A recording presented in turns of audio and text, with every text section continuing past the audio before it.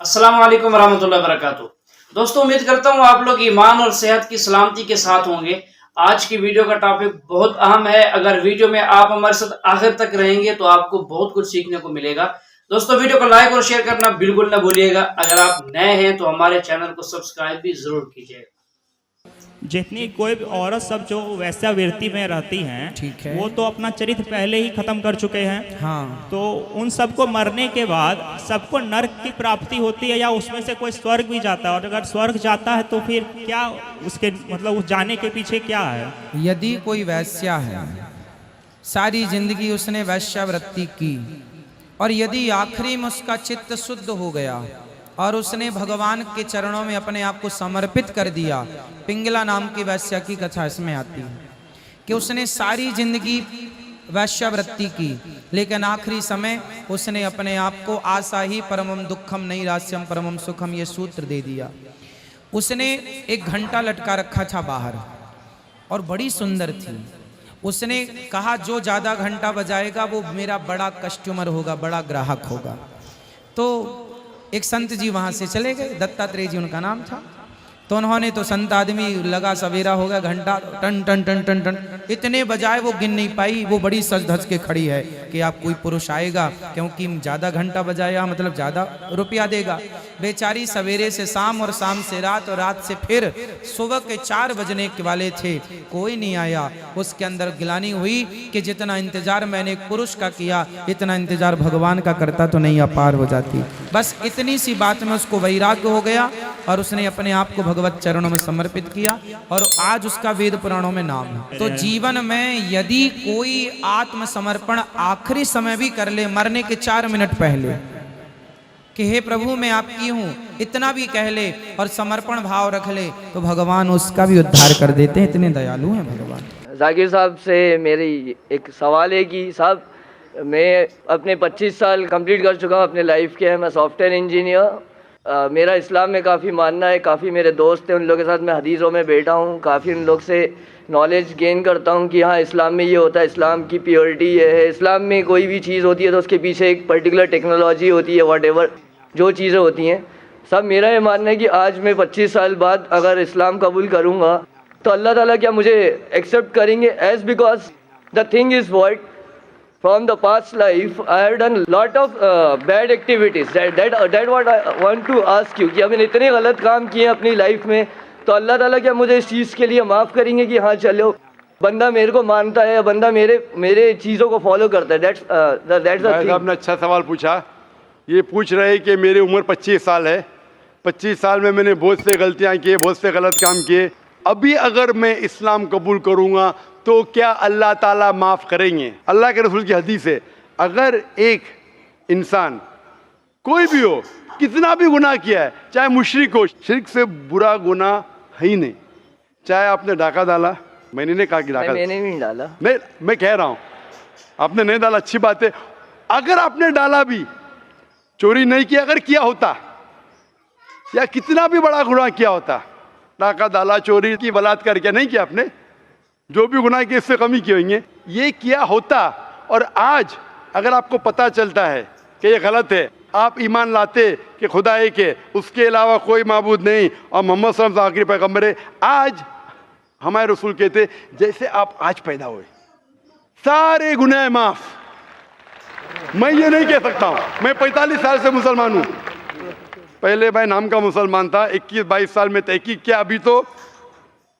अभी तो मैं अपने जी से with my wish I am Muslim. फिर भी मैं भी छोटी मोटी गलती करता हूँ, दुआ करता हूँ अल्लाह ताला से माफ़ करे, चाहे छोटी गलती या बड़ी गलती। आप अगर आज शहादत देंगे, आप मुझसे अच्छे होंगे, उसके बाद फिर अलग बात है। आग जब शहादत देंगे तो अल्लाह के रसूल फरमाते हैं मोहम्मद सल्लल्लाहु अलैहि वसल्लम, जो इंसान शहादत देता है उसके पिछले गुनाह सब माफ, स्लेट इज क्लीन, आप एकदम ही प्योर। जी साहब, आपने एक आपका बयान सुना था मैंने, जिसमें आपने बोला था कि एक हिंदू जो होता है वो उसका एक ऋग्वेद में दिया हुआ है कि अंतिम का वर्णन काइंड ऑफ चीज़ है, जिसमें बोला गया है कि जब हिंदू भी मरता है तो वो आखिरी में अशहदु अल्ला इलाहा मोहम्मद रसूलुल्लाह, वो संस्कृत में कुछ बोलता है उसी चीज़ का।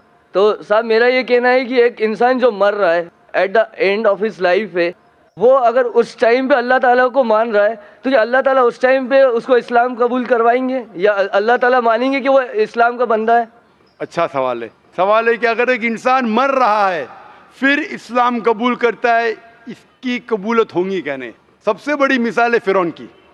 फिरौन एक ऐसा इंसान था जो अपने आप को खुदा समझता था, बहुत ताकतवर था, बहुत पैसे वाला था। जब वो जाता है मूसा अलैहिस्सलाम के पीछे तो मूसा अलैहिस्सलाम आसा डालते, लाठी डालते और दरिया दो हिस्से में हो जाती है। वो जाते, जब फिरौन फॉलो करता है तो दरिया वापिस से जुड़ जाती है। फिर वो बोलता है अल्लाह ला इलाहा इल्लल्लाह। जब एक इंसान मरते हुए आखिरी वक्त में अगर ईमान लाएगा तो ईमान उसकी कबूल नहीं होती, क्योंकि वो मर रहा है इसलिए। लेकिन वो जब मौत आने से कुछ देर पहले भी किया तो कबूल है, लेकिन मौत जब आना शुरू हो जाती है फिर ईमान लाए तो वो डर से कर रहा है। तो साहब अगर ये जैसे बोला जाता है कि आप इस्लाम नहीं, आपने इस्लाम नहीं कबूल करा तो आपको दोज़ख की आग में जलाया जाएगा और you will not get the जन्नत, ये चीज़ बोली जाती है। तो इस केस में सर क्या डर के आपको इस्लाम कबूल करना चाहिए कि हाँ मुझे जन्नत नहीं मिलेगी इसलिए मैं इस्लाम कबूल करूँ? तो इस्लाम कबूल चाहे डर के कबूल करे, चाहे मंतिक से करे, लॉजिक से करे, जो भी है, लेकिन मौत आपको आई नहीं अभी ना। मौत आना शुरू हो जाती है, सांस लेना शुरू किया, मरने वाला है, कभी आप डूब रहे तो फिर बहुत लेट है। लेकिन आपको पता है मौत आने वाली 5 दिन बाद, पता नहीं आपको, कोई इंसान नहीं कह सकता कभी मरेगा। मरना शुरू हो गया उस टाइम लाया तो बहुत लेट है। तो इसीलिए अगर आप जीते जागते आज आपको पता चल गया क्या भाई इस्लाम सही, फिर आप बोलेंगे अभी क्यों इस्लाम कबूल करूं, अभी शायद मैं और 10 साल जीऊंगा, 20 साल में स्लेट क्लीन होगा, अभी कबूल करूंगा, शायद छोटी मोटी गलतियां करूंगा, प्रॉब्लम में आऊंगा। ये आप प्लानिंग कर रहे हैं अल्लाह के खिलाफ। ऐसे प्लानिंग में कल मर जाएंगे दोज़ख। तो उससे अच्छा कबूल करो, स्लेट क्लीन करो, छोटी मोटी गलतियां माफी मांगो, माफ करेगा अल्लाह। आप समझ रहे ना? तो ये प्लानिंग आपको यकीन हो गया, फिर बोले मैं अभी क्यों कबूल करूं, 10 साल बाद करूंगा, अभी तरह ऐश करूंगा, शराब पीऊंगा, मस्ती करूंगा। आपको पता नहीं कब मरने वाले, मस्ती करते करते मर गए तो गए, फिर टू रिस्की। अभी कबूल करो, छोटी मोटी गलती फिर भी अल्लाह ताला माफ करेगा, दुआ मांग सकते हैं, अल्लाह रहमान रहीम है। आप समझे ना? तो अगर यकीन हो गया कबूल करो। और सर जैसे मैं सर 5 वक्त नमाजी अगर नहीं हो पाया, इन केस नहीं हो पाया 5 वक्त नमाजी, क्योंकि इतने जल्दी जैसे आज मैं करता हूँ, तो सर वो भी एक गुनाह ही होगा कि आज मैंने इस्लाम कबूल किया। आपने अच्छा सवाल पूछा है, अगर 5 वक्त नमाज नहीं पढ़ सका तो क्या होगा? अल्लाह ताला फरमाते हैं सूरह निसा में, सूरह नंबर 4 आयत नंबर 116 में, और सूरह निसा चैप्टर नंबर 4 आयत नंबर 48 में, कि अल्लाह ताला कोई भी गुनाह माफ कर सकता है लेकिन शिर्क नहीं माफ करेगा। बाकी गुनाह कितने भी करो, अगर अल्लाह चाहे तो माफ कर सकता है। सर शिर्क में तो अपनी बुत परस्ती आती है ना सर? जी बिल्कुल, बुत परस्ती आती है। तो शिर्क अगर किया तो अल्लाह ताला माफ नहीं करेंगे। आप शिर्क से बचे, बाकी गुनाह अल्लाह ताला चाहे तो माफ कर सकता है। लेकिन अगर आपने इस्लाम कबूल नहीं किया, नमाज पढ़ो ना पढ़ो जहन्नम। इधर अगर आप गलतियां करें, छोटे छोटे माफ करेगा, नमाज पढ़ना बहुत अहम है, लेकिन फिर भी अगर नमाज नहीं पढ़े तो भी अल्लाह ताला माफ कर सकता है। 100% नहीं बोल रहा हूं मैं, 1% का 2% जानता नहीं हो, बेहतर नमाज पढ़ना शुरू। लेकिन अगर शिर्क छोड़ दिए, ईमान लाए और नहीं पढ़े, फिर भी आपके चांसेस है जन्नत में जाने के। 1% है, 2% है, 5% तो बाद में डिस्कस करेंगे। अगर ईमान नहीं लाए तो 100% जहन्नम।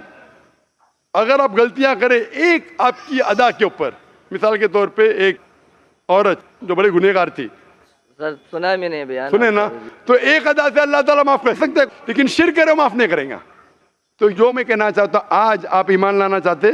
ईमान सर मेरे को एक चीज़ और आपसे पूछनी थी, अगर आपके वक्त हो तो पूछूं मैं आपसे? वक्त बहुत कम है जी, हमें बस ये आपसे पूछना था कि सर आप बोल रहे थे कि एक हिंदू के जो भगवान होते हैं वो दूसरे की हेल्प लेते हैं, दूसरे भगवान की हेल्प लेते हैं, तो हम why should we pray them? हम अल्लाह ताला को, अल्लाह ताला is the source of energy. बिल्कुल सर। तो अल्लाह ताला ने हमें इस चीज़ से क्यों नहीं वो करा, ब्लेस क्यों नहीं किया कि हाँ चलो नितेश नहीं होते, मैं अहमद होता, मैं ऑलरेडी अहमद होता तो मुझे इस चीज़ का वो करना नहीं पड़ता। तो व्हाट इज दिस? अल्लाह ताला ने क्यों नहीं आपको अहमद बनाया, नितेश क्यों बनाया? अल्लाह ताला आपको टेस्ट कर रहा है, क्वेश्चन पेपर दिया है। अगर टीचर क्वेश्चन पेपर सब लोग को दे देंगे तो फायदा क्या है?